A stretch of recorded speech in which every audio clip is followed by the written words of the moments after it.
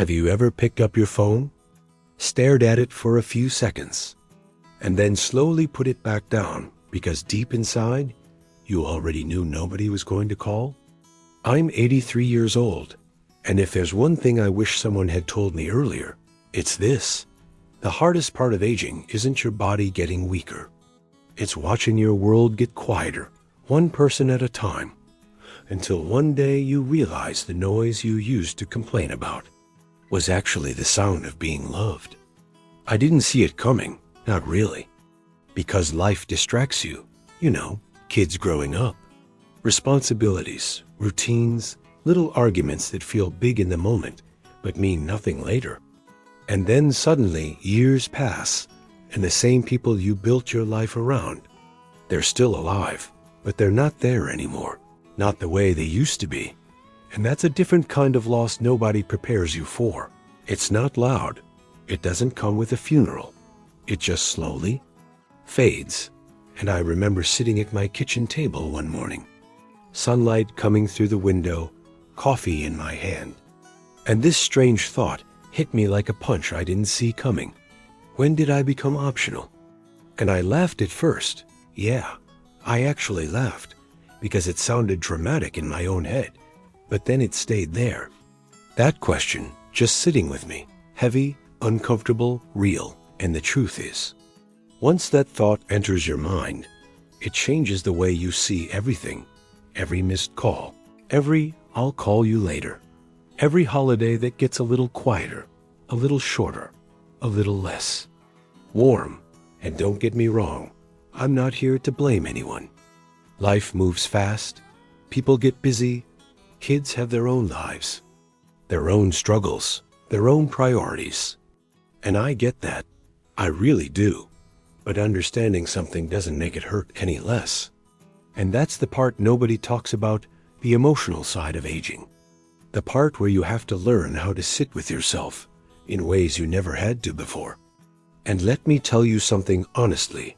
At first, I hated it. I hated the silence. I hated the empty spaces. I hated the way the house sounded when nobody else was in it. Because silence isn't just silence. It talks. It reminds you. It brings up memories you didn't ask for. Voices you don't hear anymore. Laughter that feels like it belongs to another life. And there were days, I'm not proud of it, but it's real. There were days I just sat there doing nothing. Waiting, hoping maybe today would be different. Maybe today someone would remember me first. Maybe today I wouldn't feel like an afterthought. And that waiting, it slowly eats you alive. Not all at once, but piece by piece. Until you start questioning your own worth. And that's dangerous. That's where people lose themselves. And I caught myself going down that road. I really did. And one day, I don't even know what triggered it exactly. I just got tired. Not physically tired, no. Emotionally tired, tired of waiting, tired of hoping, tired of giving other people the power to decide whether my day felt meaningful or empty. And that's when something shifted inside me, something small but powerful, like a quiet voice saying, "What if this is it? What if nobody's coming back the way you want them to? Then what?" And that question, it didn't break me.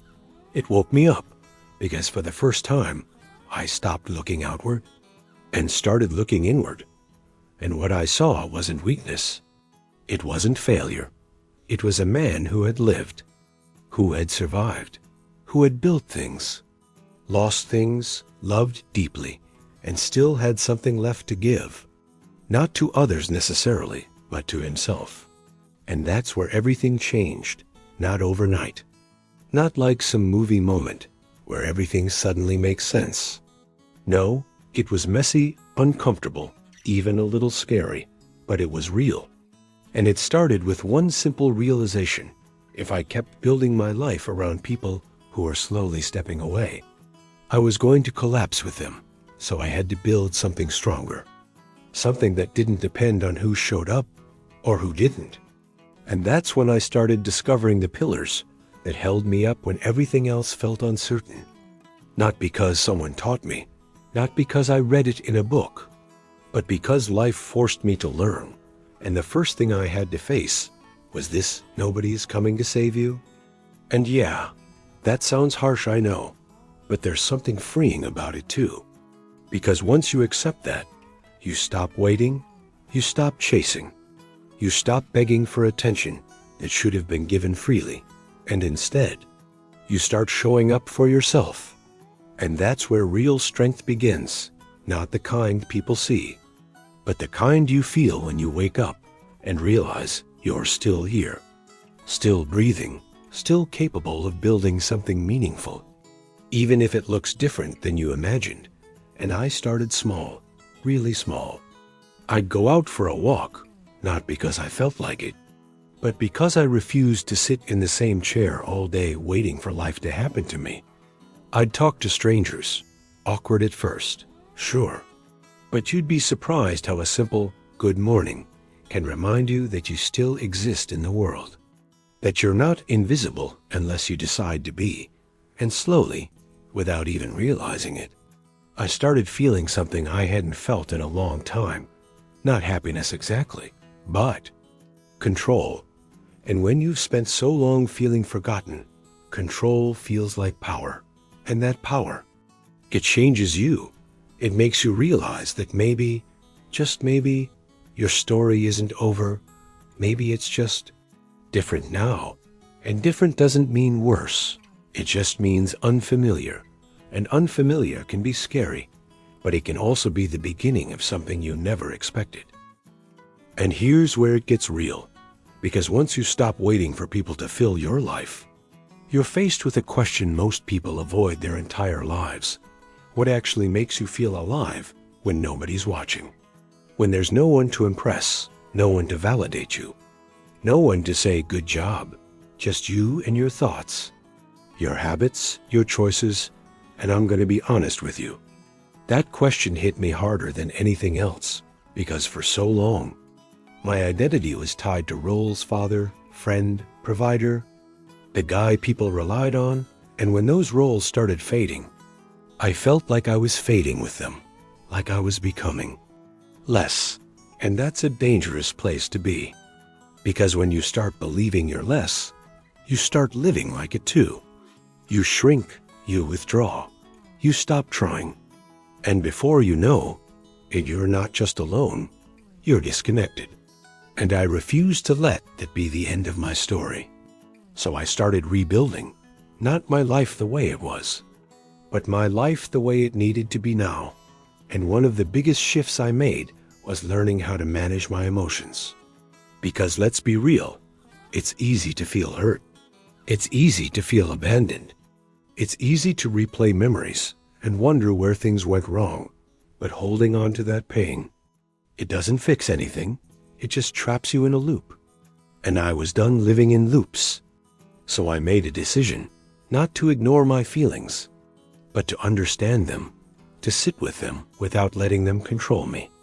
And that changed everything, because once you stop reacting emotionally to every little thing, you start seeing life more clearly. You stop taking everything personally. You stop expecting people to behave the way you would. And you start accepting reality for what it is, not what you wish it could be.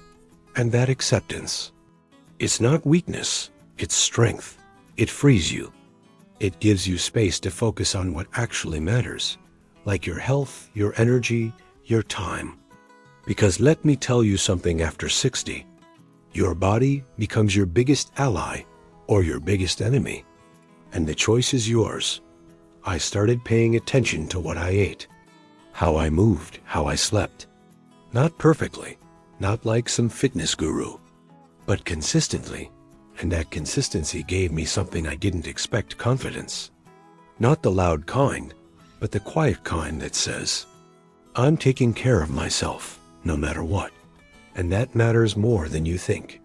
Because when you respect yourself, even in small ways, it changes how you show up in the world. And then came the most surprising part of this whole journey: connection. But not the kind I used to chase, not forced conversations or one-sided relationships. No, I'm talking about real, simple, unexpected human moments. A conversation with someone at a store, a smile from a stranger, a short chat that doesn't mean much in the moment, but stays with you longer than you'd expect. Those little things. They reminded me that I'm still part of something bigger. That life didn't close its doors on me. I just needed to walk through different ones. And yeah, there are still days that hit hard. Days where memories show up uninvited, where I miss what used to be, where I wish things had turned out differently. I'm not gonna lie to you and pretend that goes away. It doesn't, but it becomes manageable. It stops controlling you, and you start living alongside it instead of under it. And that's the real shift. That's the moment you take your power back, not by changing other people, but by changing how you respond to what life gives you. And if you've made it this far, if you're still listening to me right now, I want you to ask yourself something honestly. Are you living? Or are you waiting? Because there's a difference, a big one. And most people don't realize they've been waiting for years until it's too late. Don't let that be you. Don't wait for a call that might not come. Don't wait for someone else to make you feel important. You already are. You just forgot. And sometimes all it takes is one decision, one shift, one moment of honesty with yourself to change the direction of your life. So here's what I want you to do right now. Don't overthink it. Don't analyze it. Just be real. Go down to the comments and tell me, have you ever felt this kind of silence in your life? Have you ever felt like people slowly drifted away and you didn't know how to stop it? I read those. I really do. And more importantly, you're going to see you're not alone, not even close. And if this message hit you, even a little, share it with someone who might be going through the same thing, but doesn't have the words for it yet. Because sometimes, hearing the truth from someone else is what finally makes it click. And as for you, don't give up on your story just because it doesn't look the way you expected.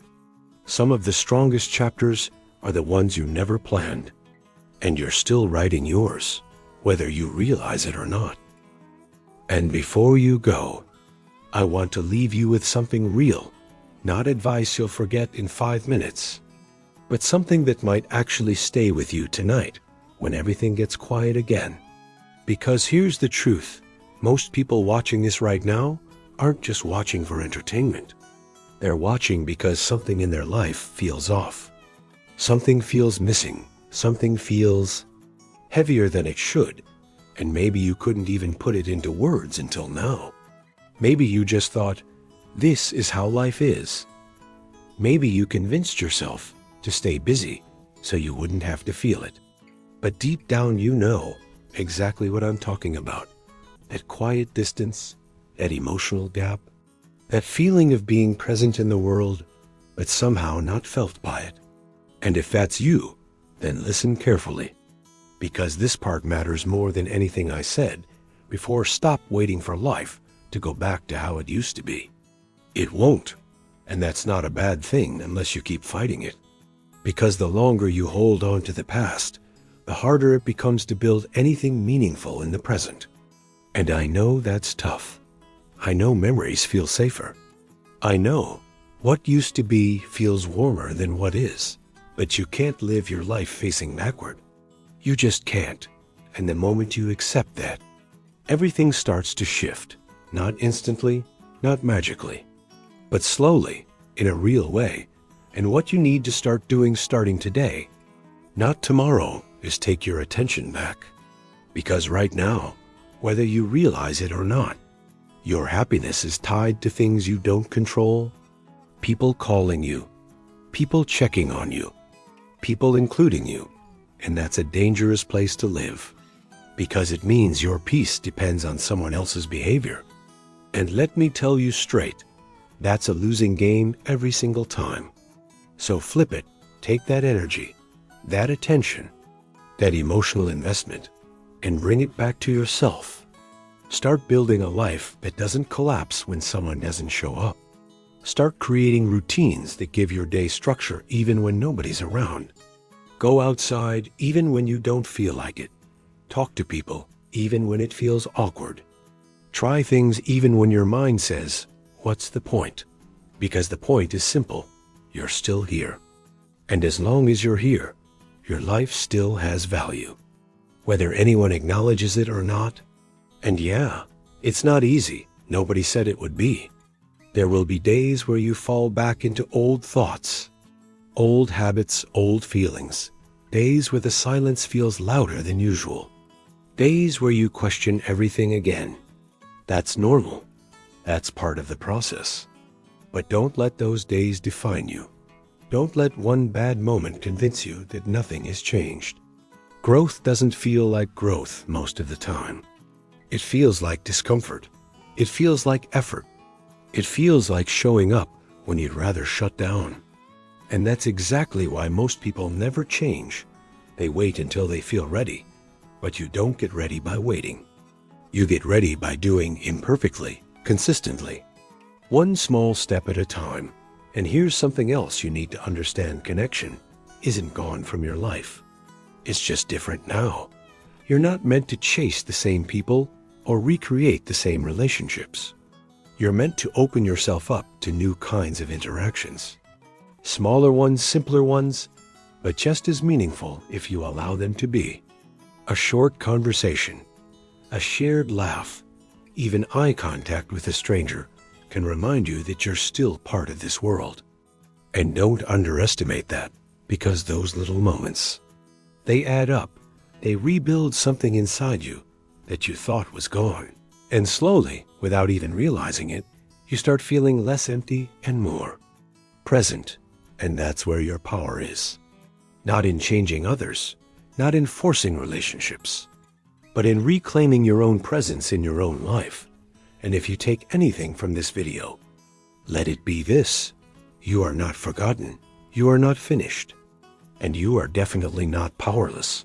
You've just been looking in the wrong direction. So change that, starting now. And one more thing before you leave. Don't just watch this and move on like every other video. Do something with it. Go down in the comments and write one honest sentence about how you've been feeling lately. No filters, no pretending, just real.